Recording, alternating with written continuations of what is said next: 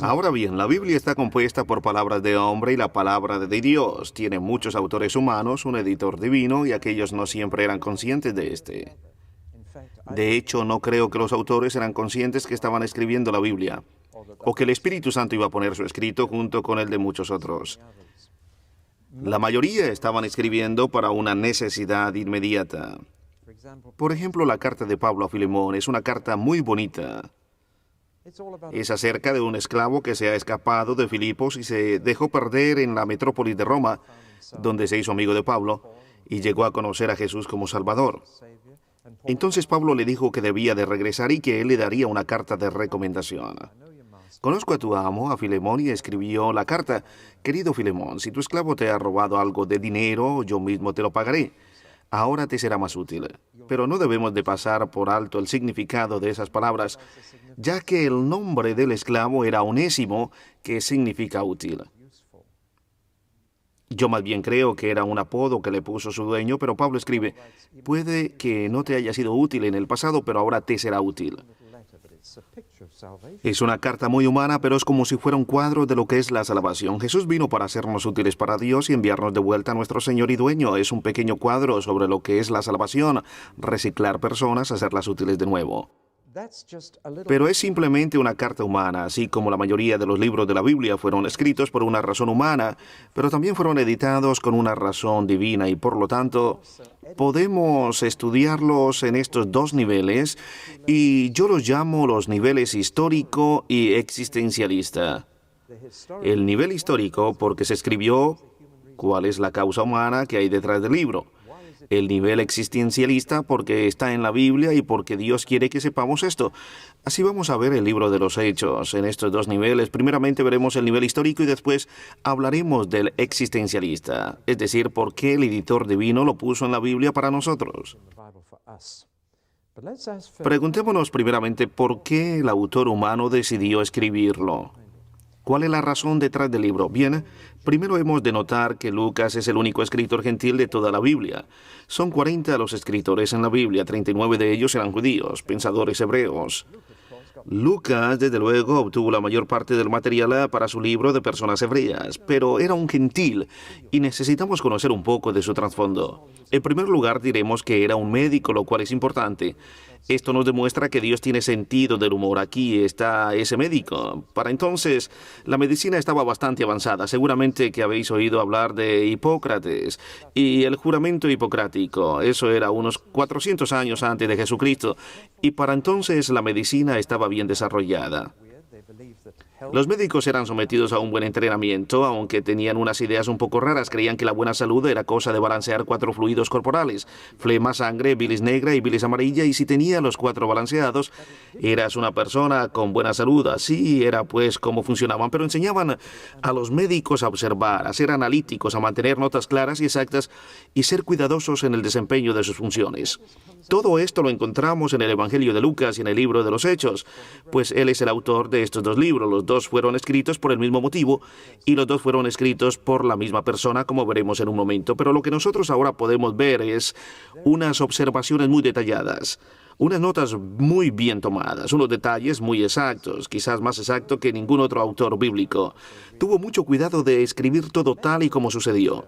Muchos términos médicos aparecen en los escritos, lo cual demuestra que era un doctor. Y una vez más vemos el sentido del humor que Dios tiene. Utilizó a un doctor para describir el nacimiento virginal. Es una verdadera maravilla.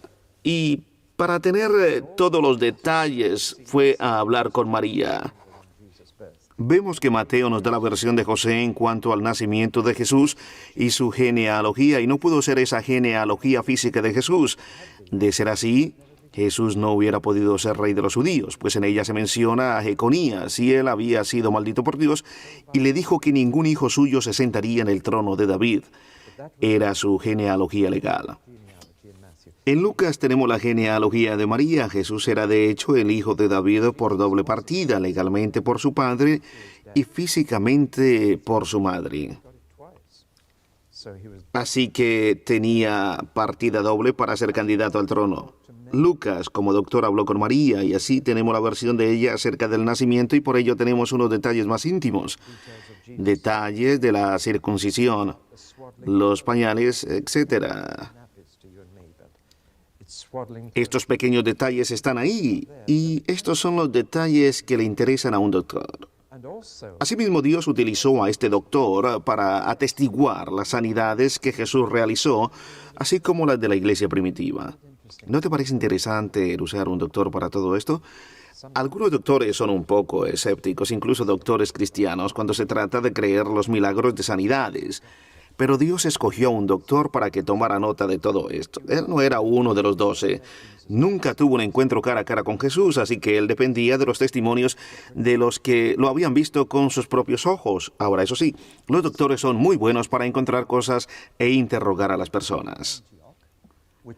La segunda cosa a recordar es que es un gentil nativo de Antioquía, que era el París del mundo antiguo. Es así como es descrito, estaba en la parte más oriental del Mediterráneo y al norte de la tierra prometida, y fue probablemente el país más lejano al que viajó el hijo pródigo.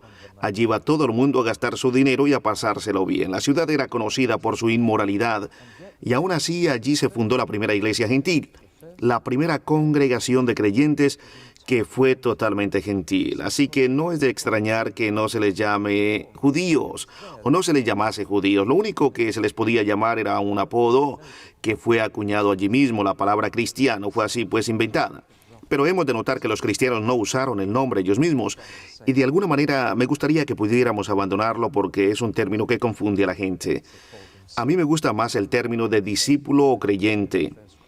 Estos eran los nombres que se usaban en el libro de los Hechos, pero Lucas anota fielmente que fue en Antioquía, su ciudad natal, donde sus discípulos fueron así llamados por primera vez.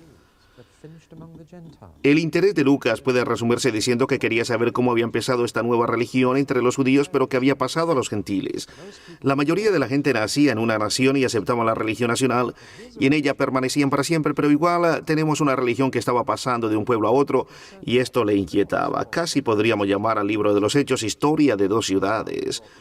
O como las buenas nuevas viajaron desde Jerusalén hasta Roma, de la capital judía a la capital gentil.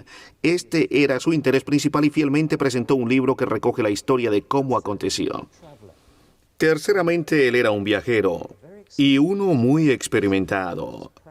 Para ahora, Lucas había dejado su trabajo de médico y se concentraba especialmente en dos puntos de interés en sus viajes. Primero se interesaba por la persona con la que viajaba. Este era Pablo y solo de vez en cuando cambia en su narrativa a la primera persona del plural. Nosotros tenemos la prueba de su pluma. Él estaba allí. Él estaba allí. Pero eso no dice que Lucas fue allí, dice nosotros fuimos. No quiere darse demasiada importancia realmente a sí mismo. Es curioso ver que todos los escritores del Nuevo Testamento intentan quitarse importancia a sí mismos. Si quieres saber algo acerca de Mateo, debes de leer Marcos. Cuando Mateo revisó el libro de Marcos, él quitó toda la información que había acerca de sí mismo. ¿No es esto interesante? El libro de Marcos se lo debemos a Pedro realmente, pero todo lo negativo sobre Pedro lo encontramos en Marcos, y Pedro no se da importancia a sí mismo. Asimismo, Lucas y Juan hacen lo mismo prácticamente. Juan en concreto habla del discípulo a quien Jesús amaba.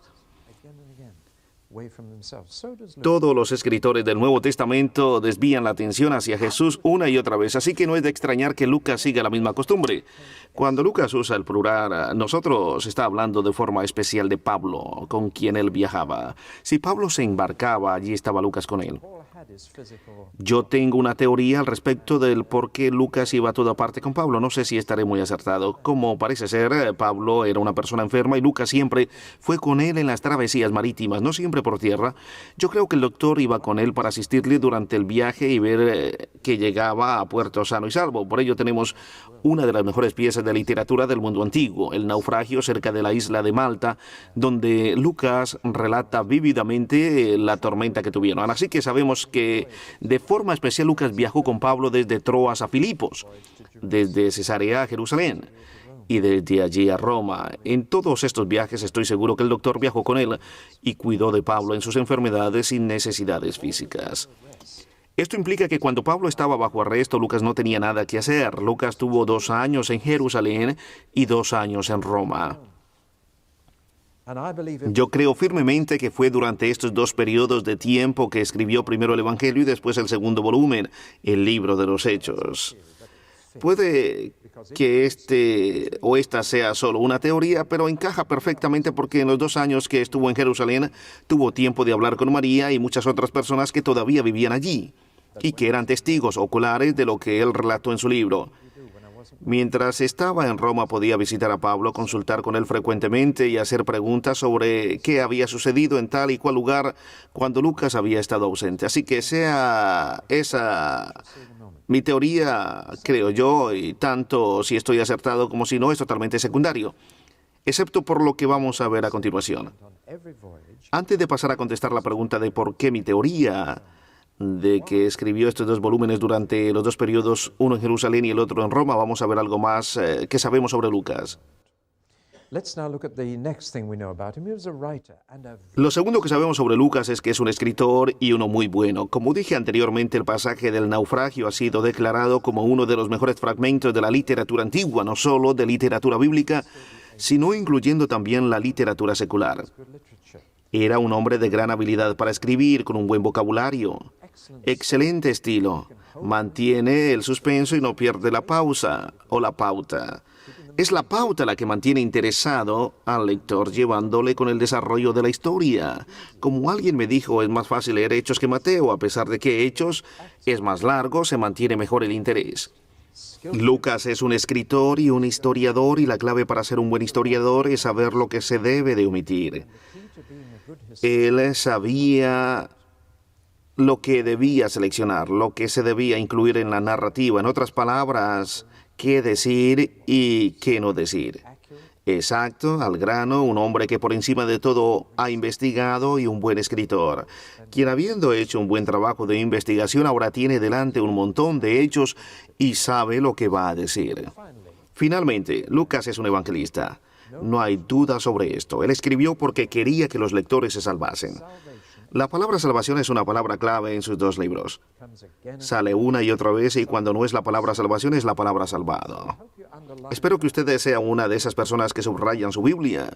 Es más, espero que prácticamente las destrocen por el uso. La mía está tan mal que ha llegado el momento de tener que comprar una nueva y me resulta difícil despegarme de la vieja. Es como cuando te regalan unas zapatillas para Navidad. Y el día 26 ya te has puesto las viejas otra vez. Subrayen distintas cosas con distintos colores. No tengan miedo de que la Biblia se vea horrible. Subrayen en color las palabras importantes.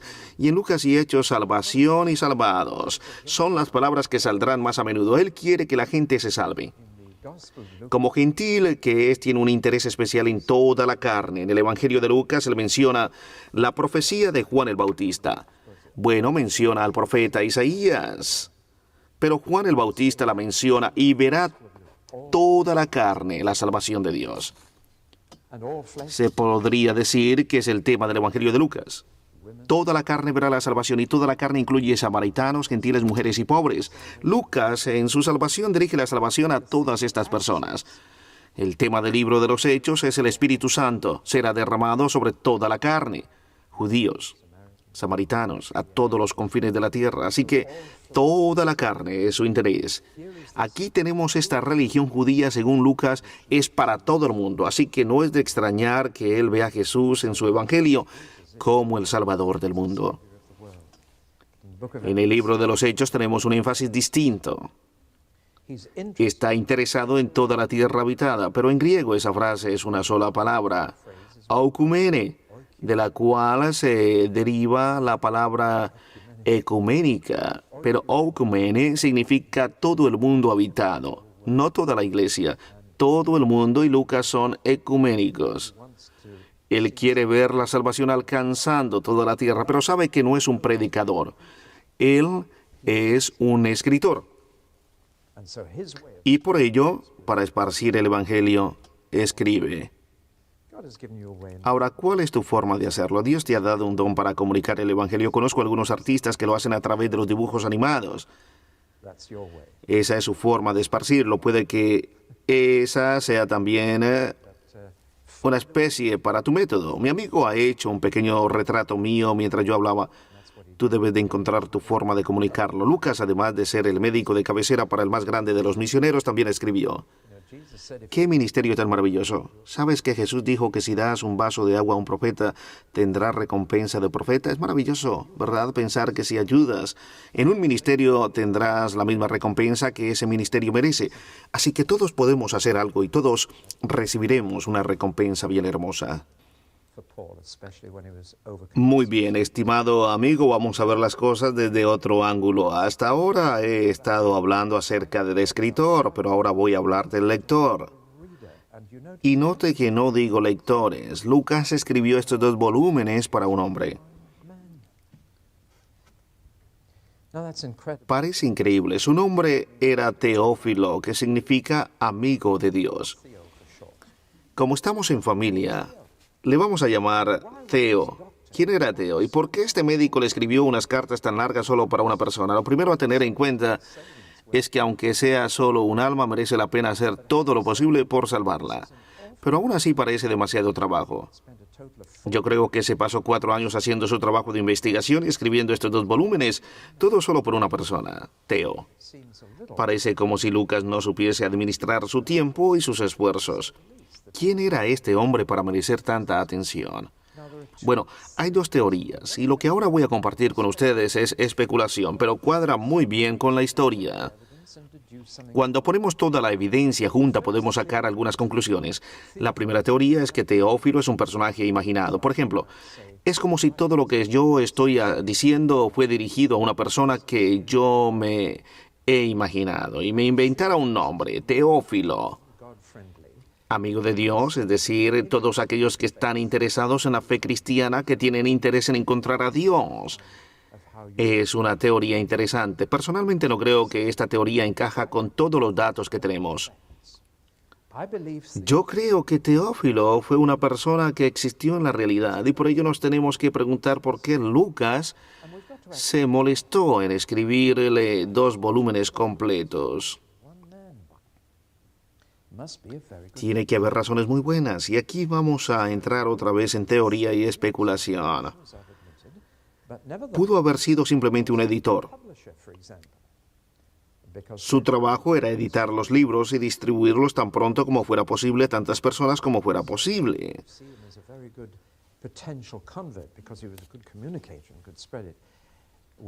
Pudo haber sido un maestro. Lucas lo vio como una persona de potencial que, una vez convertida con sus habilidades, podía comunicar el Evangelio a muchas otras personas. Todo esto es posible. Pero todavía hay otra posibilidad que encaja mucho mejor en lo que conocemos de esta persona. Está claro que era una persona de mucha importancia, un hombre que ocupaba un alto cargo público. Lucas se dirige a él como excelentísimo Teófilo. Y muy pocas personas tenían este título en el mundo antiguo. Es posible que fuese un abogado o incluso un juez, pero un abogado desde luego tendría este título. ¿Por qué querría Lucas escribir un tratado tan extenso sobre Jesús y Pablo para un abogado? La respuesta puede ser que él era un abogado que iba a defender a Pablo en su juicio en Roma y le pidió a Pablo un informe completo para preparar su defensa. Quería saber todo acerca de este Jesús a quien tú dices seguir y cómo esta nueva religión tuvo su principio. Cualquier cosa que le pudiera servir para su defensa frente a las autoridades romanas. Todas las acusaciones de las que ha sido objeto y los juicios que hayan tenido lugar. Pablo no pudo pensar en nadie mejor que en el doctor Lucas, quien aceptó de buena gana el trabajo asignado. Mientras estuvo en Jerusalén, hizo toda la investigación acerca de la vida y la muerte de Jesús, y mientras estuvo en Roma, hizo el trabajo sobre Pablo. Si esto es cierto, explicaría el porqué de 2 volúmenes tan extensos. Podemos ver que los romanos fueron favorables para esta nueva religión en un principio. En ninguno de estos 2 volúmenes vemos que los romanos criticasen a Jesús o a Pablo. De hecho, en los 2 juicios que Jesús tuvo en Jerusalén, y lo mismo en el de Pablo, aparecen 3 afirmaciones de que eran inocentes. Pilatos 3 veces dijo acerca de Jesús que era inocente, y 3 veces dijeron las autoridades romanas que Pablo era inocente. Se le podía poner en libertad si no hubiese apelado a Roma. ¿Se da usted cuenta, estimado amigo? Los 2 volúmenes dicen en concreto que todos los problemas que los cristianos han tenido es porque los judíos los han provocado, no los romanos. Bueno, a los ojos de Roma, tanto Jesús como Pablo eran inocentes. Así podemos ver cómo se fueron construyendo los 2 volúmenes. Y esto explica muchas cosas. Por ejemplo, llamamos al libro de los Hechos, Hechos de los Apóstoles, cuando no es este el contenido del libro. 2/3 del libro es acerca de Pablo, y tan pronto Pablo se convierte, todos los demás desaparecen de la escena, y todo es acerca de Pablo. A Pedro solo se le menciona como ayuda para llegar a Pablo, tan pronto como Pablo aparece. Pedro desaparece de escena. Bueno, todo está guiado a defender a Pablo y para decirle a las autoridades romanas que no hay nada de sedición o subversivo en la nueva religión. Es una religión que se pone del lado romana. Fue solo por presión de los judíos que fue crucificado. Fue solo por presión de los judíos que Pablo se vio envuelto en problemas. Como podemos ver, Roma era un lugar donde los judíos no podían tergiversar las cosas para que el veredicto fuese negativo. En Jerusalén sí podían, pero ahora Pablo está en Roma y los judíos no pueden interferir con la justicia. ¿Comienzas a ver el sentido de las cosas? Si esto es el informe completo sobre el cual el abogado debe preparar la defensa, todo encaja perfectamente. Algo que realmente encaja es el hecho de que el libro termina tan súbitamente. ¿Te has dado cuenta de que se corta de repente, sin conclusión? Nos deja sin saber qué le pasó a Pablo en el juicio. La pregunta que ahora nos podemos hacer es, ¿fue la defensa basada en este informe efectiva? ¿Consiguió el abogado librar a Pablo en su primer juicio? Las cartas que Pablo escribió a Timoteo y a Tito contienen detalles que no encajan en la vida del apóstol antes del juicio. Implican claramente que obtuvo la libertad para ser arrestado posteriormente y, habiendo sido declarado culpable, murió por decapitación.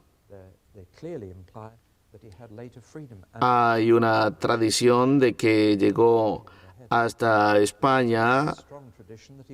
Esta era su ambición. Quería ir a plantar iglesias en España.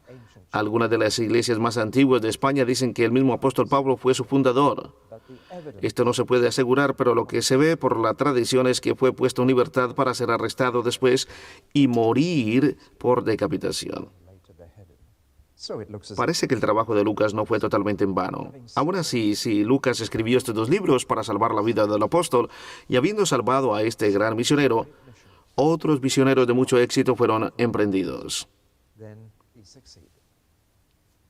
Y aún más, ¿no estaremos agradecidos a Dios que Lucas hizo tal trabajo de investigación y escribió un informe tan completo? Pues de otra manera no tendríamos conocimiento de la iglesia primitiva. Y llena un espacio muy importante entre los evangelios y las epístolas, y es esencial para entender todo el Nuevo Testamento. ¿Se había parado usted a pensar que Pablo da su testimonio en el libro de Hechos 3 veces y ninguno de los otros apóstoles da su testimonio? ¿Por qué es el testimonio de Pablo tan importante? ¿O qué tiene de maravilloso? Simplemente porque se le estaba juzgando a él, y era importante que el tribunal oyera lo que había dicho en cada uno de los anteriores juicios para que pudiera ser usado como evidencia a su favor y no en su contra.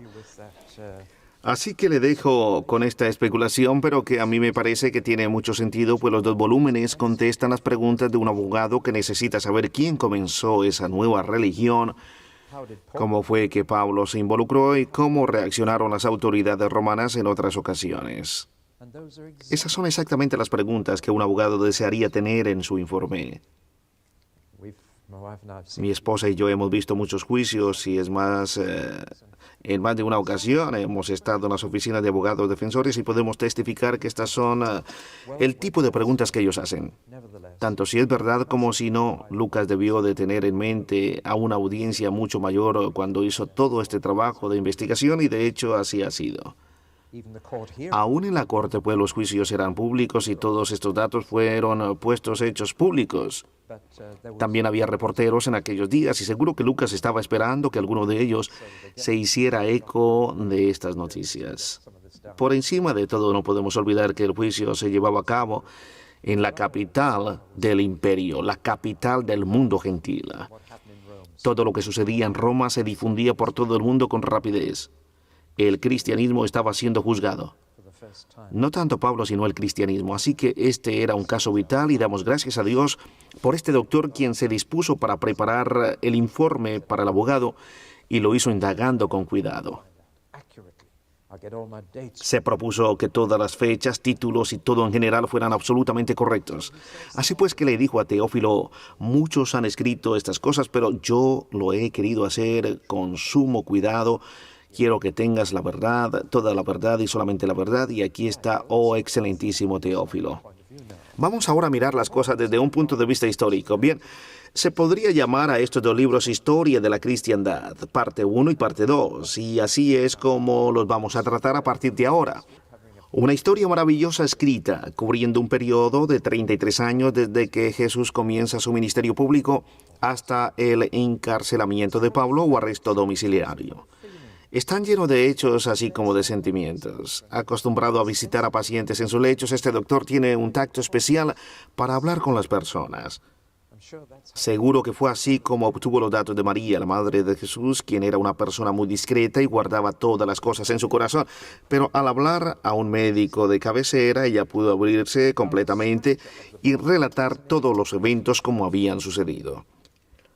La estructura del libro nos da algunas pistas y una vez que ya hemos decidido por qué el libro fue escrito, la segunda pregunta que normalmente nos haremos es cuál es la estructura del libro, el bosquejo, el marco, cómo fue construyéndolo poco a poco. Para ello intentaremos, por así decirlo, quitarle la piel y la carne y examinar los huesos. Al hacer esto nos encontramos con 3 diferentes teorías y cada uno escoge lo que más le gusta. La más simple de estas teorías es que el libro se divide en 2 partes, que Pedro y Pablo son los héroes de la historia y son los 2 personajes más importantes en la historia de la iglesia primitiva. Pedro, el apóstol a los judíos, y Pablo, el apóstol a los gentiles. Por cierto, una buena división y que, por cierto, marca un maravilloso paralelismo entre lo que Lucas dice de Pablo y lo que dice de Pedro. Es así como si Lucas dijera, voy a decir lo mismo sobre ambos, porque el peligro más grande en la iglesia primitiva era que pronto aparecieran 2 denominaciones, una iglesia judía y otra gentil. Y tanto Pedro como Pablo no querían que esto sucediese. Y Lucas compartía esta opinión y por ello decidió no presentar a Pablo como un antagonista de Pedro, por cuanto para él los 2 eran iguales. Y aquí algunas de las semejanzas. Ambos hicieron milagros. Los 2 tuvieron visiones, los 2 sufrieron por su fe, los 2 predicaron sermones largos, los 2 estaban llenos del Espíritu Santo, los 2 predicaban con denuedo, los 2 predicaron a judíos y gentiles, aunque Pedro principalmente predicaba a los judíos y Pablo a los gentiles. Los 2 fueron encarcelados y puestos en libertad de forma milagrosa. Los 2 sanaron a enfermos, ambos sanaron a inválidos de nacimiento. Los 2 echaron fuera demonios. Y los 2 tenían unos maravillosos medios para realizar milagros de sanidades. Pedro con su sombra y Pablo con pañuelos. Ambos resucitaron a muertos. Los 2 pasaron juicio sobre falsos maestros. Los 2 se negaron a recibir adoración y así podríamos continuar por mucho tiempo. Cuando se pone a los 2 uno al lado del otro, Lucas escribe lo mismo para el uno que para el otro. Es como si dijera, no hay diferencia. Nada especial para que sigamos a uno u a otro. Y ambos murieron en Roma. Sí, los 2, o las 2 figuras más grandes de la iglesia primitiva. Hechos de los Apóstoles. ¿Dónde están los otros apóstoles? Solo encontramos 2. Es Hechos de los Apóstoles, Pedro y Pablo. Y aquí el peligro en la iglesia primitiva de que pronto aparecieran 2 denominaciones. El libro de los Hechos los pone juntos y los mantiene juntos, diciendo que no hay nada que nos lleve a escoger entre el uno y el otro. Por lo tanto, No sigáis a uno o a otro. Ambos hicieron lo mismo para diferentes personas. Bien, esta es una forma de ver el libro de Hechos, dividiéndolo en dos secciones. Los primeros 12 capítulos tratan acerca de Pedro y la segunda sección, que es la más larga, tratan acerca de Pablo. Esta es una manera de verlo. Hay otra que es dividirlo en tres partes, de forma geográfica. Esta forma lo divide en tres áreas y justo al comienzo del libro hay una frase. Me seréis testigos en Jerusalén, en toda Judea, en Samaria y hasta lo último de la tierra. Y parece que Lucas está siguiendo este orden por la manera en que se presentan los temas. Cuando se ven juntos es precioso. Así vemos los eventos en Jerusalén en los capítulos 1 al 7. En los capítulos 8 a 10 el tema nos lleva a otros lugares de Judea y Samaria y después el Evangelio se esparce allí hasta Europa y lo último de la tierra. Así que esta es una estructura aceptable. Pero vamos a verla un poco más en detalle. He puesto aquí unas pocas referencias y me gustaría leerle por qué creo que eso le ayudará a entender mejor esta forma de dividir el libro. Hechos 6:7 dice, y crecía la palabra del Señor, y el número de los discípulos se multiplicaba grandemente en Jerusalén. También muchos de los sacerdotes obedecían a la fe. Hechos 9:31 dice, entonces las iglesias tenían paz por toda Judea, Galilea y Samaria, y eran edificadas andando en el temor del Señor, y se acrecentaban fortalecidas por el Espíritu Santo.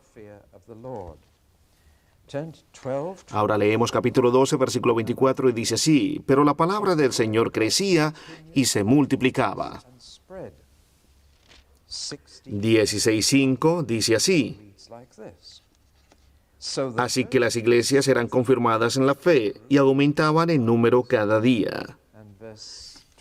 Capítulo 19, versículo 20, así crecía y prevalecía poderosamente la palabra del Señor. ¿Pueden ustedes ver la similitud entre ellos? Todos dicen, y la iglesia crecía, y crecía, y crecía. 5 veces lo leemos en Hechos.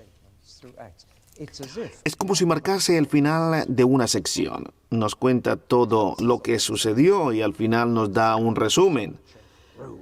La iglesia crecía y se esparcía. Este es el tema en realidad, el crecimiento y esparcimiento de la iglesia por todo el Imperio Romano. Y cuando miras al principio de cada una de estas secciones, ves como círculos concéntricos se van abriendo más y más. Por ello, yo creo que esta es la estructura que Lucas tenía en mente. Es como si se tirase una piedra en un lago, que sería la muerte y resurrección de nuestro Señor Jesucristo. Y ahora las ondas se van extendiendo y al final de cada onda nos dice que la iglesia crecía y se esparcía. Es una forma histórica de ver el libro y a mí me parece muy buena.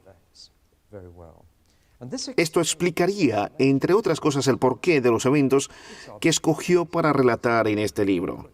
Es obvio que no nos ha contado absolutamente todas las cosas. Sería de hecho imposible porque todo el mundo no bastaría para contener todos los libros que se escribirían. Por ello Lucas hace una selección. Él selecciona los eventos más importantes que producen la siguiente onda que mencionábamos antes al hablar del lago, y Lucas subraya algo que va a hacer que el Evangelio avance de forma repentina. ¿Entiende? Empecemos por mencionar el primer gran evento que dio empuje al Evangelio. El día de Pentecostés, con tantas nacionalidades reunidas para la fiesta, y la piedra es arrojada al lago. El Espíritu Santo desciende sobre 120 personas que estaban reunidos en el templo, no en el aposento alto, porque vemos que no tuvieron necesidad de moverse para predicar a la multitud. No tuvieron que salir corriendo para predicar, sino que se quedaron sentados donde estaban. Los 11 y Pedro se pusieron en pie y nada más. No se movieron. Estaban en el templo, la casa de Dios, y estaban allí para las oraciones de la mañana que tenían lugar a las 9 de la mañana. Estaban en el pórtico de Salomón. Si quieres ver el lugar exacto, es donde hoy se alza la mezquita Al-Aqsa. Esta se encuentra al sur del templo, el lugar donde los primeros cristianos se reunían para orar diariamente. Ese día, a las 9 de la mañana, en la casa de Dios, el viento sopló. Y esa fue la piedra que se lanzó al lago. Ese evento iba ahora a hacer que el Evangelio llegara a todos los confines de la tierra. Allí había gente de Roma, Libia y Cirene, y de otras partes del mundo, y cuando oyeron el viento y vieron el resultado, pensaban que estaban borrachos. Pedro, demostrando su llamado de predicador, se puso en pie y dijo que no estaban borrachos, que todavía no se habían abierto las tabernas, pues eran solo las 9 de la mañana y nadie se emborrachaba a esa hora temprano. Qué curioso pues el milagro que vemos aquí con las lenguas. Es justamente lo opuesto a lo que sucedió en la Torre de Babel. Dios dio todos esos idiomas en Babel para causar confusión entre los hombres, y ahora les da todos estos idiomas para juntar todas las naciones y poner Babel en marcha atrás. Alguien me dijo en una ocasión que no se mencionan las lenguas en el Antiguo Testamento, y yo dije, sí, en Babel. Esa fue la primera vez que Dios dio diferentes lenguas, pero con un propósito muy distinto. En aquella ocasión fue para juicio y ahora era para misericordia. El primer evento, la primera piedra y la primera onda que se produjo. Luego las viudas que se quejan de que no se les está dando lo que se les corresponde en un evento utilizado para esparcir el Evangelio, aunque parezca curioso. Si nosotros tuviéramos una situación similar hoy en día, lo que la iglesia haría es nombrar a un comité de mujeres para que se encargaran de la cocina, pero no la iglesia primitiva, que era mucho más sensible. Nombraron 7 hombres para servir a las mesas. ¿Y sabes por qué? Porque eran viudas y necesitaban que un hombre las cuidara. Por ello escogieron a 7 hombres y de entre esos hombres salió Esteban. Los grandes ministros siempre empezaron siendo siervos. Pablo era un diácono que junto con Bernabé cuidaban de la tesorería. ¿Recuerda esto? Esos 7 hombres eran siervos. Puede que parezca que este evento fue sin importancia, pero Lucas vio cómo ese evento llevó a Esteban al martirio, y después de esto, los cristianos se esparcieron por todas partes. Muchos vieron esto como un desastre, pero de ninguna manera. Fue la segunda onda que se esparcía. Yo ya me estoy emocionando al ver todo esto. ¿Y tú? La conversión de los samaritanos, un evento muy importante que toma lugar cuando Felipe, uno de los 7 diáconos, fue a Samaria y tuvo lugar un avivamiento, otro evento crucial. El Evangelio llegó a Samaria y Pedro y Juan fueron allí para orar por los samaritanos para pedir que fuesen bautizados en el Espíritu Santo. Increíble, la última vez que Pedro y Juan estuvieron en Samaria querían orar para que descendiese fuego del cielo y los consumiese a todos. Ahora están pidiendo fuego del cielo, pero por una razón muy distinta. Esto muestra qué cambio tan radical había tenido lugar en sus corazones. El eunuco etíope. ¿Por qué es tan importante este hombre? Simplemente porque él fue quien llevó el Evangelio a África. No es que Lucas simplemente relate un número de conversiones, sin más ni más. Son eventos vitales que aislados parecen insignificantes, pero al mirar ahora hacia atrás vemos que causó otra onda que avanzó la causa del Evangelio. Así que Lucas tiene mucho cuidado. No nos cuenta todas las conversiones que tuvieron lugar en la iglesia primitiva. Fueron no cientos, sino miles, pero él escoge esas que tuvieron un efecto extraordinario, y no podemos olvidar la visita de Pedro a la casa de Cornelio. Pedro se vio en la obligación de comer lo que él consideraba comida no limpia según la ley. Seguro que no le gustó ni un poco lo que tuvo que hacer, pero fue muy importante, pues cuando el concilio se reunió en Jerusalén, según el capítulo 15, para decidir qué hacer con los gentiles, y tenían que hacerse primeramente judíos para ser después seguidores de Jesús. El concilio dijo que no, pero la pregunta ahora puede ser al revés. ¿Necesita un judío hacerse gentil para después seguir a Jesús? La respuesta es otra vez que no. Dejemos que los judíos sigan siendo judíos y sigan a Jesús, y los gentiles sigan siendo gentiles y sigan a Jesús. El libro de los Hechos termina con Pablo diciendo: me vuelvo a los gentiles, y los judíos no quieren recibir el Evangelio. O sea, él siempre fue primero a los judíos, pero por su negativa, él se vuelve a los gentiles, quienes parecían mejores receptores. Así pues, el Evangelio nos llegó a nosotros, pues somos gentiles que simplemente creyeron. Terminamos aquí.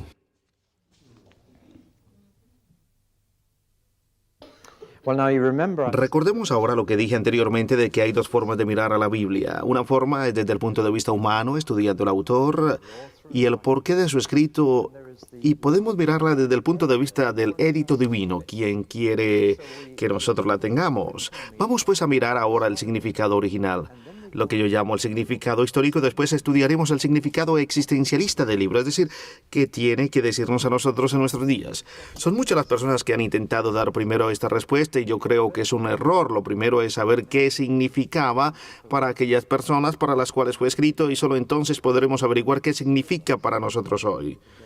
Si no tenemos cuidado, podemos llegar a conclusiones extrañas y maravillosas. Recuerdo que hace algún tiempo alguien me escribió preguntando mi opinión sobre la compra de lo que era entonces un supermercado en la ciudad de Birmingham para convertirlo en un café con interés evangelístico. Me dijo que había estado orando al Señor pidiéndole guía y que había encontrado un verso en la Biblia el cual dice: tengo mucha bendición para ti. Y que el Señor realmente le había hablado mucho a través de este verso. Mi respuesta fue que si eso era todo lo que tenía que hacer para esa decisión, era muy pobre. El problema es que él estaba dando a este verso un significado que nunca tuvo originalmente. Esto se puede hacer muchas veces si no somos cuidadosos. Lo primero que debemos de hacer es buscar el significado histórico original y después nos podemos preguntar qué es lo que ese pasaje tiene que decirnos existencialmente a nosotros hoy en día. Algunos problemas surgen cuando hacemos este tipo de análisis al libro de los Hechos, especialmente si queremos comparar la iglesia de hoy con la iglesia primitiva, porque muchos piensan que el libro nos invita a hacer eso, pero en realidad nos invita a eso. Esa es la primera reacción que muchas personas tienen. Me gustaría que mi iglesia fuese como aquella de entonces, dicen para sí, pero lo primero que nos debemos de dar cuenta, si miramos de forma cuidadosa, es que aquella iglesia no era perfecta. Tuvieron riñas, divisiones y cometieron errores. Aún así era una iglesia llena de vida y parece que el poder del Espíritu Santo era el guía y no los líderes humanos. Pero debemos primero que todo aprender a distinguir lo malo de lo bueno. Había buenas cosas en la iglesia primitiva así como malas. No idealicemos todo. Hay un cierto romanticismo que dice, si solo fuéramos como la iglesia primitiva. Bueno, miremos y veremos que había malas cosas. Estaban Ananías y Zafira. Una vez, mientras estaba en un retiro de pastores, me preguntaron si yo creía que uno podía caerse al suelo al ser tocado por el Espíritu Santo, y mi respuesta fue que si todo lo que buscas es tener una experiencia, todo lo que tienes que hacer es decir una mentira acerca de cuánto pones en la ofrenda, asegurándote que tienes a Simón Pedro como pastor. Y te aseguro que tú también puedes tener tal experiencia. La persona que me hizo esa pregunta no demostró más interés. Ese es un ejemplo de algo malo en la iglesia primitiva. Pero me pregunto qué pasaría hoy en día si Simón Pedro comenzara a ver lo que cada uno ponemos en la ofrenda. Luego también tenemos a Simón el mago, quien intentó comprar al Espíritu Santo con dinero y Pedro le dijo, tu dinero perezca contigo. O la traducción literal sería, al infierno tú y tu dinero. En otras palabras, le estaba diciendo, tú no tienes parte con nosotros si crees que puede comprar algo de Dios con dinero. Así que aquí tenemos algunos malos ejemplos, junto a otros que fueron muy buenos ejemplos para que imitemos a estos y no a aquellos, por encima de todos. El héroe de los diplomáticos religiosos modernos es Gamaliel, quien no tuvo miedo de hablar y decir, esperemos a ver qué pasa, si es de Dios, todo irá bien, y si no es de Dios, todo quedará en nada. No se oye mucho acerca de él. Los que se quedan en medio y dicen a ver qué pasa sin decidirse por un bando u otro, sucede que Dios no tiene uso para esos. Mientras que Saulo de Tarso, que fue un alumno de Gamaliel, dijo, yo no voy a esperar, voy a destruir a esta nueva secta. Los voy a meter en la cárcel a todos. El resultado es que se convirtió en Pablo el más grande de los apóstoles y misionero que nunca se haya conocido. Así que no debemos de sentirnos acobardados por la hostilidad. Siempre hay más esperanza para alguien que es hostil que para alguien que es indiferente. No imites a Gamaliel, no seas de los que esperan a ver qué pasa en la iglesia primitiva. Vemos pues que había rivalidades, discusiones, hipócritas, inmorales y herejías. Tenían todo eso, y más así que no seas uno de esos románticos que ven la iglesia primitiva como el modelo perfecto. Era una mezcla de bueno y malo. Debemos examinarlo todo y seguir lo bueno, no imitar lo malo. Debemos de aprender de sus errores e intentar de esquivarlos. El problema de la historia es que la historia se repite. Eso sucede porque nadie escucha. Eso está tomado de un poema de Jeffrey Stevenson. Pero nosotros debemos de aprender desde el pasado aún de lo malo como de lo bueno. La segunda cosa es que debemos distinguir entre lo anormal y lo normal. Hubo ciertas cosas que sucedieron en el libro de los Hechos que no eran normales y por lo tanto no debemos esperar que sucedan siempre. La conversión de Pablo fue una cosa fuera de serie. No debemos de usar su conversión como un modelo o patrón para las conversiones de hoy en día. Fue única y Pablo mismo lo reconoce. Él no esperaba que nadie más tuviera la experiencia que él tuvo en el camino de Damasco cuando el mismo Señor se le apareció. Desdichadamente se ha convertido como en un patrón. Para conversiones posteriores no debe de serlo. Fue una conversión única que le dio a Pablo la autoridad necesaria para poder escribir parte de las Escrituras Sagradas, algo que ninguna conversión ha otorgado a nadie desde entonces. Fue la última de esa clase de conversiones apostólicas. Todavía hay gente que se pregunta, ¿por qué nuestros lugares de reuniones no tiemblan cuando oramos? Bueno, pudiera suceder, pero no debemos de siempre tener ese patrón para nuestras reuniones. Un día estaba yo en una reunión y cometí el error de cerrar mis ojos durante el tiempo de oración. Las otras personas tuvieron que compartir conmigo después lo que había sucedido y una hermana me mostró el anuncio de unas cocinas de gas para que me imaginara lo que ellos habían visto. Mientras estábamos orando, lenguas de fuego aparecieron sobre cada uno de nosotros. Fue la primera y única vez que hasta hoy ha sucedido en mi ministerio y no estoy seguro que vaya a suceder otra vez. Es una cosa no corriente y si no sucede otra vez, no por ello vamos a decir que el resto de los cristianos no han sido bautizados en el Espíritu Santo. Pedro fue salvado de una forma tan maravillosa de las garras de Herodes, pero en cambio Santiago no fue salvado. ¿Cuál de las dos formas es el patrón que vamos a seguir hoy en día? Debemos de tener cuidado de no tomar un evento aislado o una experiencia de la iglesia primitiva en particular y hacer de ella la norma para todas las iglesias. Esto lo digo como salvaguarda. Vamos a ver cómo distinguir entre lo que es anormal y sucedió una sola vez de lo que es normal y por lo tanto esperamos que suceda con regularidad. 3 guías les voy a dar al respecto. Primero, si es algo que sucedió una vez y no se vuelve a mencionar, diría yo que si no anormal, por lo menos sí me parece a mí que es algo inusual, no corriente. Si se repite más de una vez, entonces ya empieza a ser más normal. Por ejemplo, lenguas. En el día de Pentecostés vimos el viento y las llamas. Nunca se volvió a repetir, pero las lenguas se repiten varias veces. Así que parece como que las lenguas son normales, pero el factor decisivo es que encontramos confirmación en otras partes de las Escrituras. Bien, en los Evangelios o en las epístolas. ¿No crees que estas son unas buenas guías? Así que cuando lees el libro de los Hechos, no creas que todo lo que estás leyendo debería de ocurrir en la iglesia de hoy. Puede ser una conclusión errónea, pero aún así sí hay un modelo a seguir y hay cosas que no se mencionan una sola vez, sino que se repiten constantemente. Bautismo en agua, por ejemplo.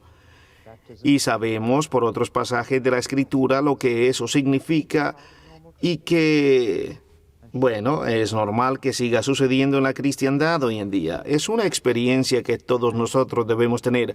Así que habiendo hecho esta salvedad, vamos a ver ahora cómo Hechos es un modelo para nosotros.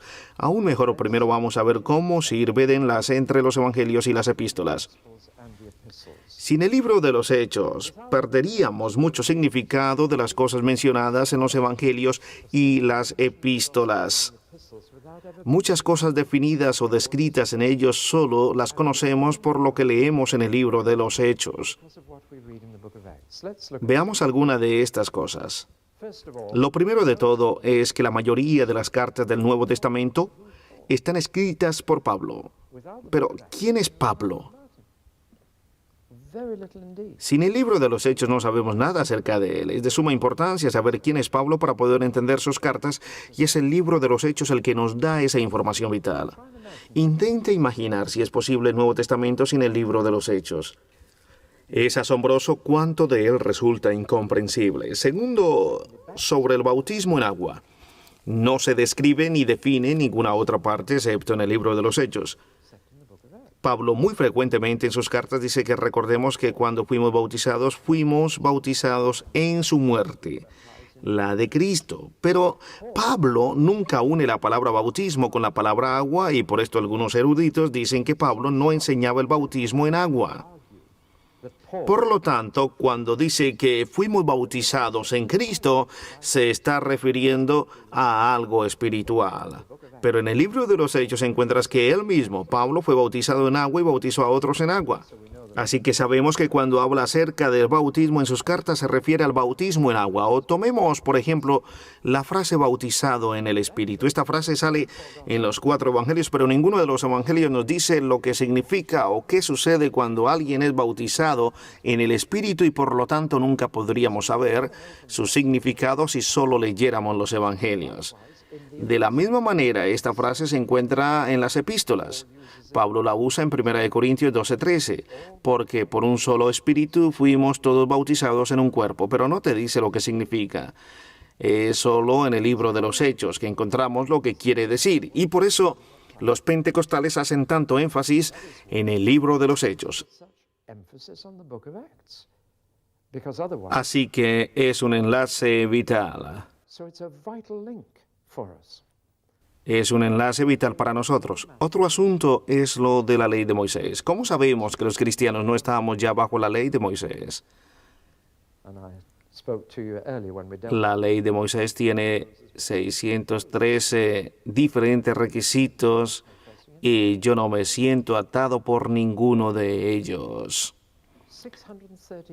¿Cómo sé que no estoy atado por la ley de Moisés? No lo sabría a no ser por el libro de los Hechos y la gran discusión que tuvo lugar por motivo de la circuncisión que llegó a su punto cúlmine en Hechos 15, cuando de una vez y para siempre quedó claro que los cristianos no estamos bajo la ley de Moisés.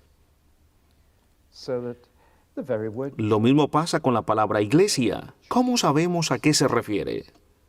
Es solo en el libro de los Hechos donde tenemos una descripción de cómo las iglesias surgieron alrededor del mundo. Y cómo es que llegaron a nombrar ancianos en cada ciudad. Así sabemos que una iglesia necesita ancianos, pero poco o casi nada sabríamos sin el libro de los Hechos. Por ello es que es tan importante el libro.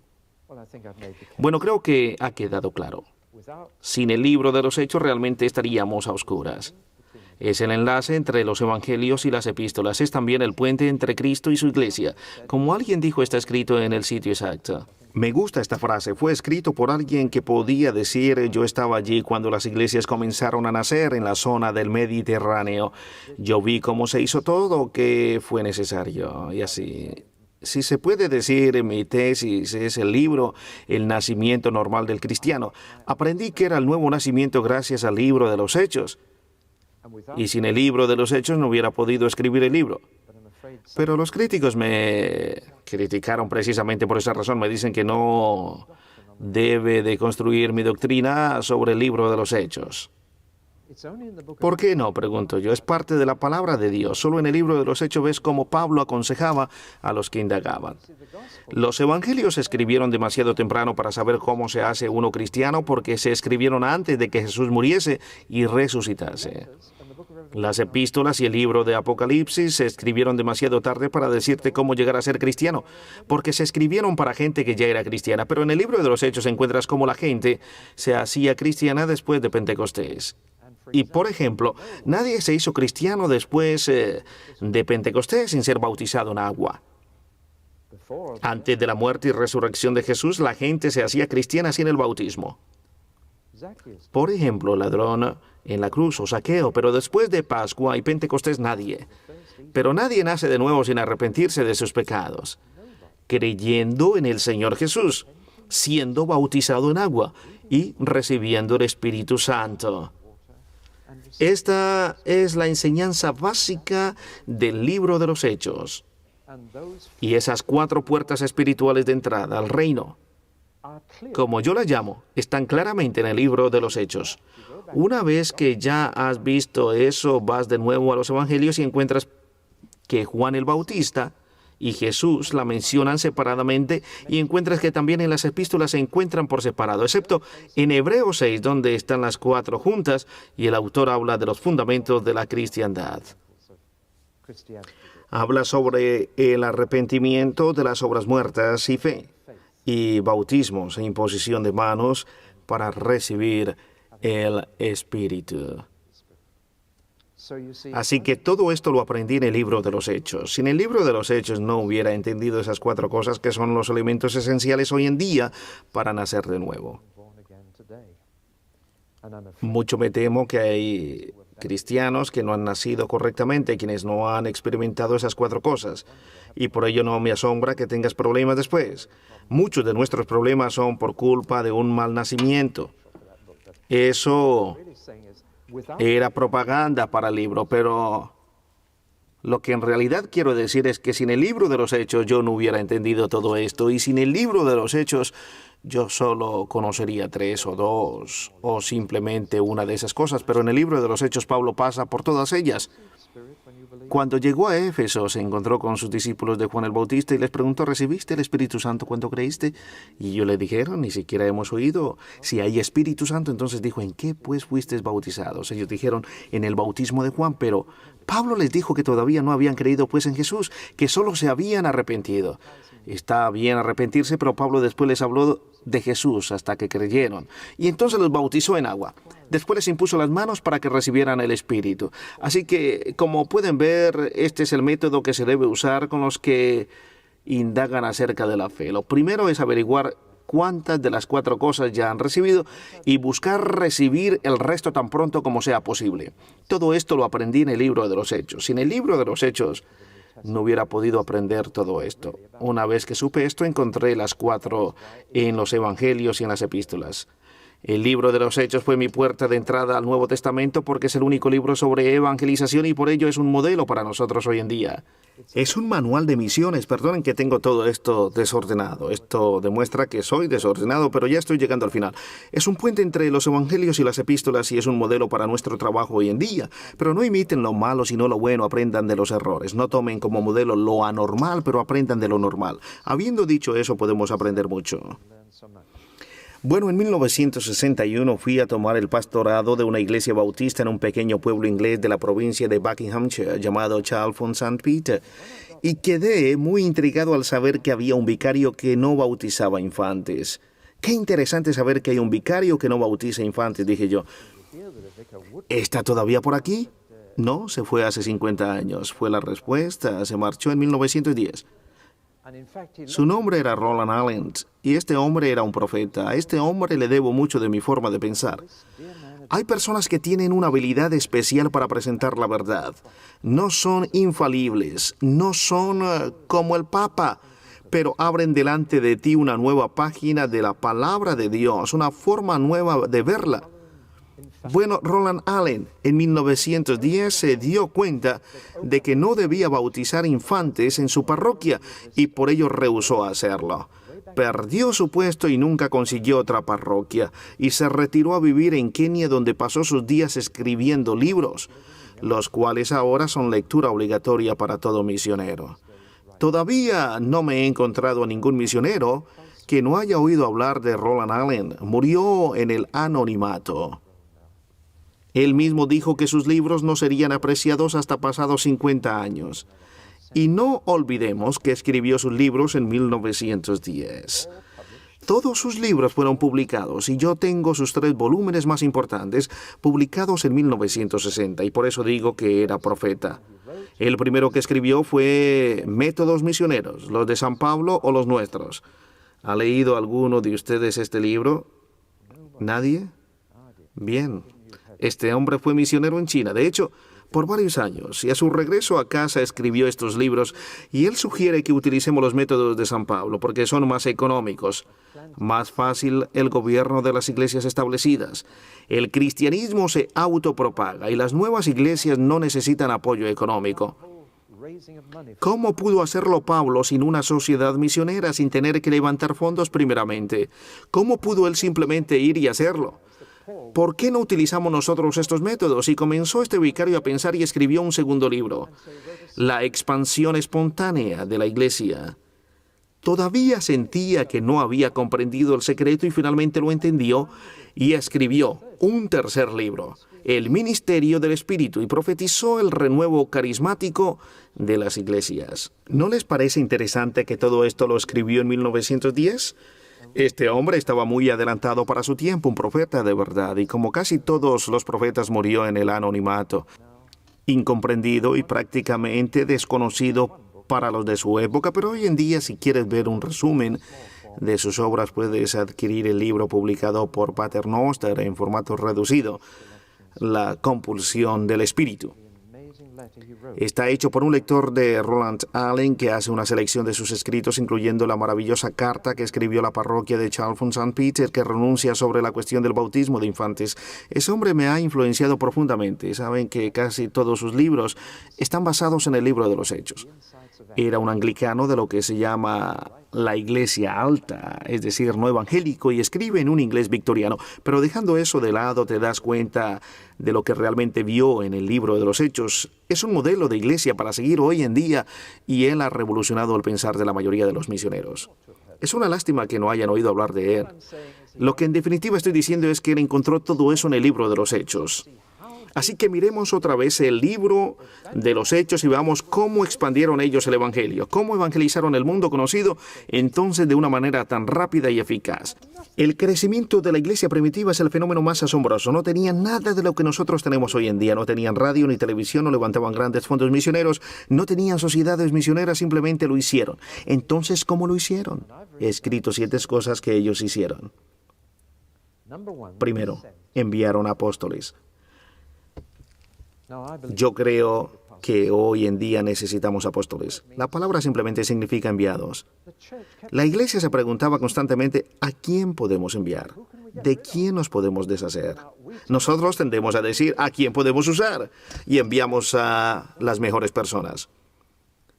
No procuran quedarse con las mejores personas, sino que dicen que son necesitadas en otras partes y envían apóstoles. Clarifiquemos que hay 5 tipos de apóstoles. Empecemos por mencionar a Jesús, que es el rey de los apóstoles. No hay ninguno como él. Segundo están los 12 apóstoles, los que vieron a Jesús resucitado, y no hay ninguno de ellos hoy en día. En tercer lugar está Pablo, que hace el número 13, nacido como un abortivo según sus propias palabras. Tampoco queda nadie como él, que pueda escribir la palabra de Dios como él lo hizo. En cuarto lugar está también Pablo y todos los pioneros que fundaron iglesias sin ir robando miembros de otras iglesias. Fundaron nuevas iglesias y trajeron nuevos convertidos. En quinto y último lugar están los que, como Epafrodito, que fue enviado a servir a Pablo en Roma, y cualquier cristiano enviado de A o B para hacer cualquier cosa es un apóstol. Así que ser un apóstol no es nada especial. Quitémosle al título esa corona de gloria. Los de clase cuarta y quinta son necesarios en el día de hoy. Necesitamos enviar cristianos. Hoy en día la mayoría de gente son los que vienen y dicen, yo creo que el Señor me está llamando, y esperan que la iglesia los apruebe y les dé soporte. Pero en el Nuevo Testamento la iglesia decía, ¿quién hemos de enviar? Y continuamente estaban pensando, ¿podemos enviar a alguien a alguna parte para hacer algo? Para ponerlo en una palabra, se dedicaban a la exportación, no se pasaban todo el tiempo importando. Gran Bretaña fue por mucho tiempo el país que más personas envió a todo el mundo. América ha tomado ahora este puesto y Gran Bretaña ya no envía tantas personas. Bueno, ahora, gracias a Dios, es el tercer mundo el que está enviando misioneros a Gran Bretaña. Gracias a Dios por ello. Necesitamos que nos enseñen lo que es fe. Puede que no tengan el dinero, pero tienen la fe que nosotros no tenemos y ahora necesitamos a personas del tercer mundo para que nos pongan en el lugar que debemos de estar. Así que lo primero es enviar apóstoles. Segundo, fueron a las ciudades, no fueron a las aldeas. Buscaban el centro principal y hace unos 12 años, no mucho más, iba yo conduciendo cuando pasé por Milton Keynes y el Señor me reveló que esa ciudad iba a ser un centro clave. El que controle Milton Keynes controlará Inglaterra. Realmente eso es lo que sentí. Y el primer edificio religioso que se construyó fue una pagoda budista junto al lago. Compartí esta carga en la conferencia de Spring Harvest y un resultado de esa visión es que un grupo de personas se movieron a Milton Keynes para fundar nuevas iglesias. Necesitamos hacer esto constantemente, preguntarnos cuál es el centro clave. Allí estaba el centro clave de Inglaterra. Una ciudad nueva construida al lado de una autopista. El Nuevo Testamento nos enseña que debemos de establecernos allí porque es una ciudad clave. Así que la iglesia primitiva alcanzaba las ciudades con el Evangelio. Y el Evangelio se esparcía desde allí todo alrededor. Pablo iba solo a la ciudad clave de la provincia. Una vez que ya tenía allí una iglesia, se movía a otro punto clave. Tercero, predicaban el Evangelio.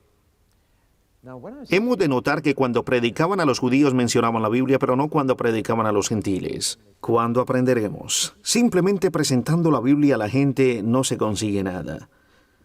A menos que la gente acepte que la Biblia es la palabra de Dios, de nada sirve citarla.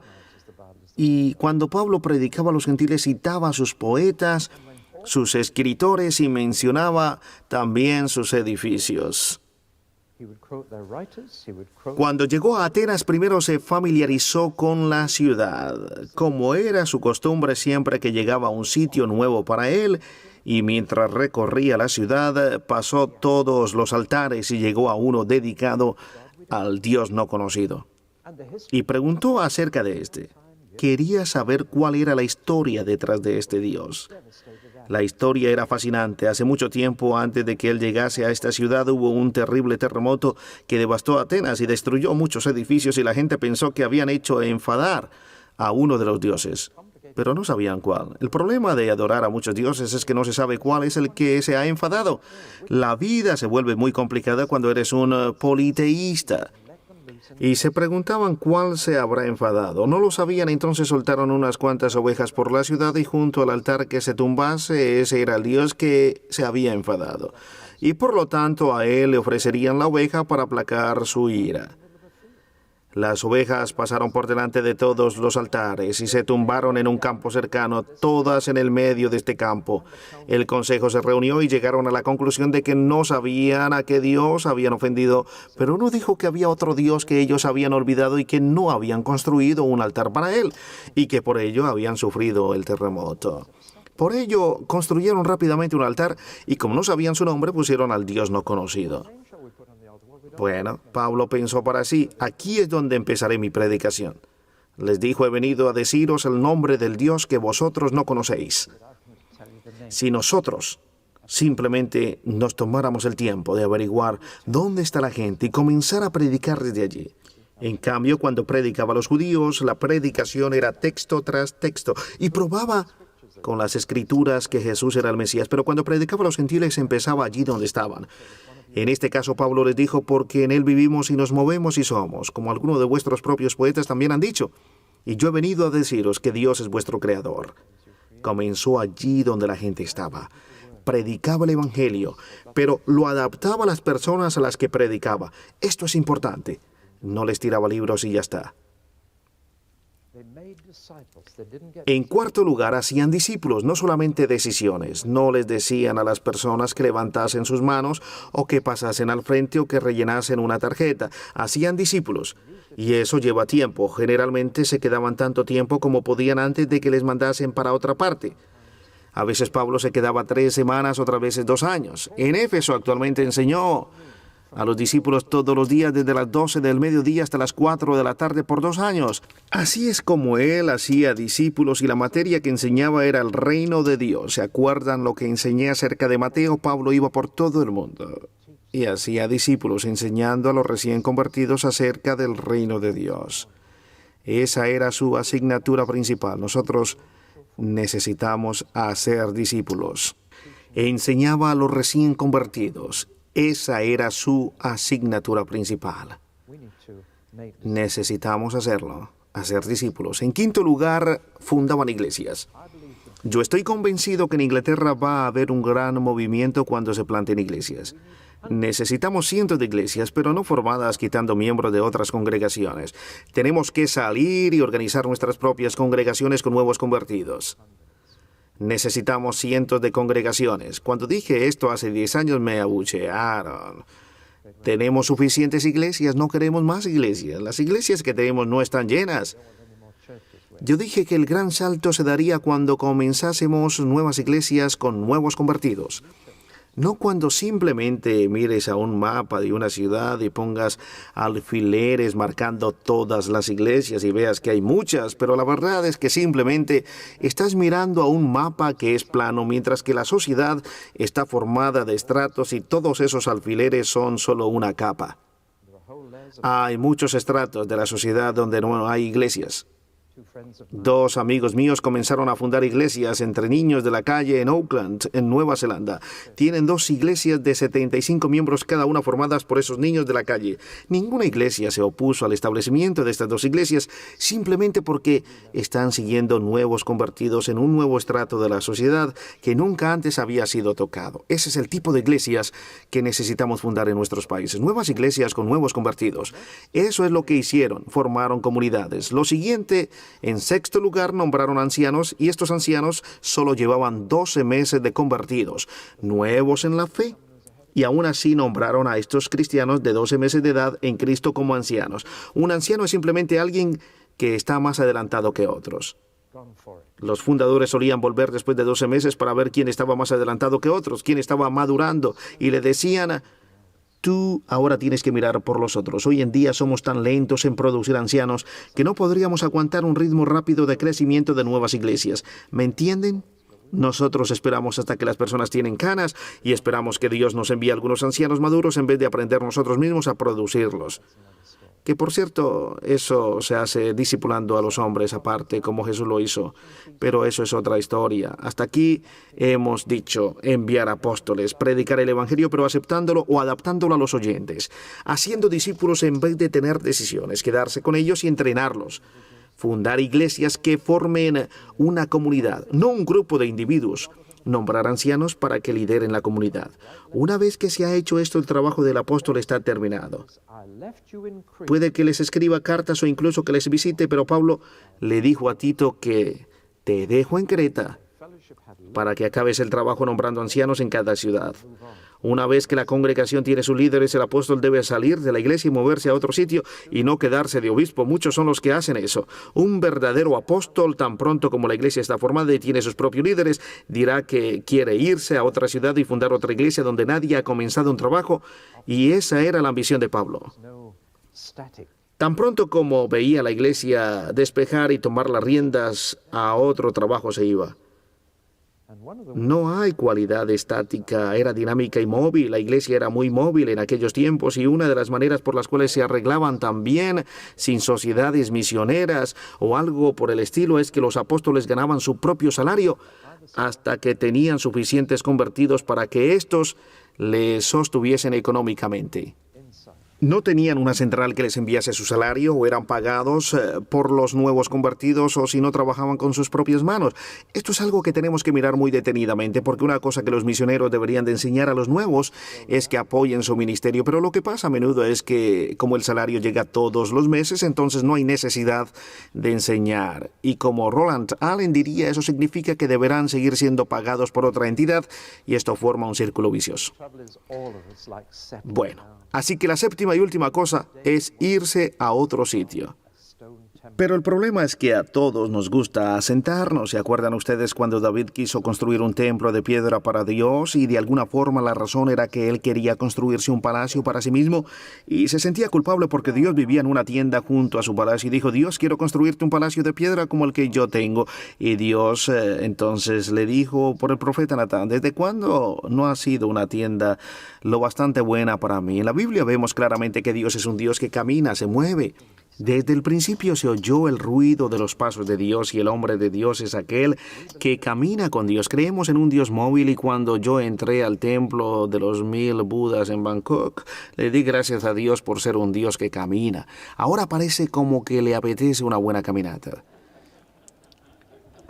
Tenemos un Dios que camina y si vamos a ir a la par con Dios tenemos que caminar, e incluso cuando llegues al cielo no pienses que te vas a sentar en un butacón, vas a caminar con el vestido de blanco. Sigamos adelante rápidamente porque el tiempo se está pasando. Yo creo que lo que sobresale más leyendo el libro de los Hechos es cuán trinitario es. ¿Qué nombre deberíamos dar al libro? ¿Hechos o praxis? De esta palabra derivamos la palabra práctica. Este libro es la práctica del cristianismo, los hechos, la praxis del cristianismo. Pero ¿la práctica de quién? ¿Los hechos de quién? Hay 4 posibles respuestas a esto. Generalmente se llama el libro de los Hechos de los Apóstoles. Creo que eso es un error porque la mayoría de los apóstoles no aparecen en él. ¿Dónde están los otros 10? Simplemente han desaparecido. Solo trata de Pedro y Pablo realmente y un poquito de Santiago, el hermano del Señor, pero él no era uno de los 12. Así que en realidad no son los hechos de los apóstoles. El libro comienza diciendo: en el primer tratado, oh Teófilo, hablé acerca de todas las cosas que Jesús comenzó a hacer y a enseñar, claramente implicando que este volumen es acerca de lo que Jesús continuó enseñando y haciendo, por lo cual podríamos llamarlo los hechos de Jesús, continuación. Pero cuando lo estudiamos encontramos que la persona de preeminencia, por lo menos en los 13 primeros capítulos, es el Espíritu Santo, quien es mencionado 40 veces. ¿Y es por lo tanto Hechos del Espíritu Santo su mejor título? No, hay alguien más importante. El Espíritu Santo se menciona 40 veces en los primeros 13 capítulos, pero hay alguien mencionado 100 veces en los primeros 13 capítulos, y desdichadamente siempre lo pasamos por alto. ¿No es esto un poco extraño? Podemos estar tan cerca de una cosa y no verla, o algo puede ser muy grande y no se nota, pasa desapercibido. Y es Dios quien se menciona 100 veces. El foco central de la iglesia primitiva es Dios mismo. Nunca debemos de hacer de Jesús o del Espíritu Santo nuestro foco. Uno se puede volver unitario de diferentes formas. Nosotros usamos esa palabra para definir a aquellos que creen solo en Dios, pero podemos volvernos parte de los que se llaman solo Jesús. El movimiento de Jesús en los Estados Unidos de América tiende a ser de solo Jesús. También se puede ser solo del Espíritu Santo si no tienes cuidado, y pasarse todo el tiempo hablando del Espíritu Santo. De hecho, el Espíritu Santo nos enfoca en Jesús, y Jesús es el que nos trae de vuelta a Dios. Así que el título que yo daría al libro es Hechos de Dios a través de Jesucristo por el Espíritu Santo. Este, creo yo, es el mejor título. Pero si se prefiere, aunque la palabra Trinidad no aparece en el Nuevo Testamento, hay 3 puntos centrales en el libro. Y estos son: el reino de Dios, el nombre de Jesús y el poder del Espíritu Santo. Si quieres conocer el secreto de la iglesia primitiva, ese es el secreto. Y las palabras son muy importantes. ¿Qué predicó Felipe en Samaria que llevó a toda la ciudad a entrar en un estado de crisis? Predicó el reino de Dios y el nombre de Jesús. Y todo esto lo respaldó con milagros y los enfermos eran sanados. Esas eran las 3 dimensiones de su ministerio. Yo creo que debemos de usar las mismas 3 dimensiones: palabra, hechos y señales, para impactar nuestra sociedad. Es una trinidad, pero el reino de Dios y el nombre de Jesús. Les recomiendo que subrayen todas las veces que sale la palabra nombre. Y como dije, el Espíritu Santo es mencionado 40 veces. El nombre de Jesús es mencionado 40 veces. No Jesús, pero el nombre de Jesús. ¿Con qué autoridad haces esto? Hacemos esto en el nombre de Jesús. En el nombre de Jesús, levántate y anda. ¿Se acuerdan ese pasaje? Se refiere al minusválido que se sentaba en la puerta del templo pidiendo limosna. En el nombre de Jesús lo que tengo te doy. La iglesia primitiva, gracias a Dios, no tenía dinero para los pobres, pero tenía algo mejor. Podían hacer a un cojo andar. No tengo ni plata ni oro, mas lo que tengo te doy. En el nombre de Jesús, levántate y camina.